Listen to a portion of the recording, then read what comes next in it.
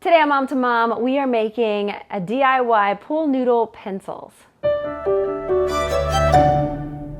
With our kiddos getting ready to go back to school, I'm sure you will find a very creative way to get those first day of school pictures. This is a super cute and inexpensive idea using pool noodles. If you can find a yellow noodle, great. If not, you can always just get a regular pool noodle and spray paint it yellow. Also, I want to note that pool noodles are kind of hard to find this time of year in the store, so you probably will have to order it online and have it shipped to your house, but still fairly inexpensive. You're gonna need some construction paper as well, and some letters that you could use for poster board, tape, scissors, and hot glue.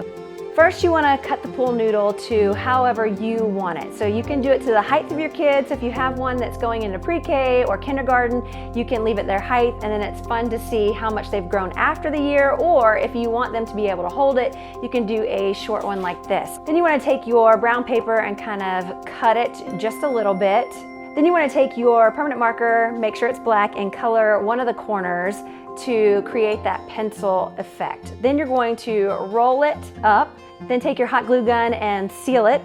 Then you're going to take your red construction paper and kind of cut it all the way down to make the eraser. Then you hot glue that as well. Then you're going to take your gray construction paper and cut that just a little bit smaller just to kind of create that eraser effect.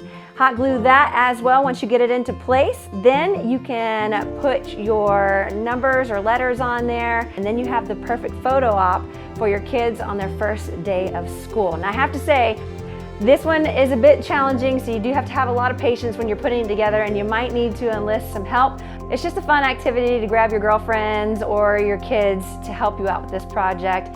And those photos, they last a lifetime. Moms, if you have any wonderful ideas for back to school, share it with us. You might see that on the next Mom to Mom.